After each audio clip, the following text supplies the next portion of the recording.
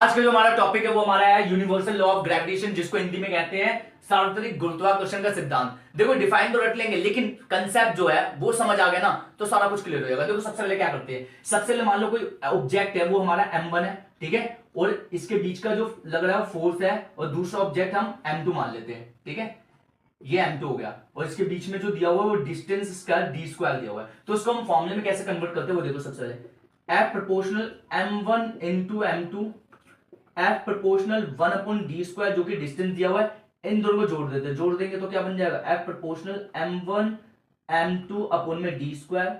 यदि प्रोपोर्शनल को हटाता तो कांस्टेंट वैल्यू लग जाती, F equal to G m1 m2 upon में डी स्क्वायर।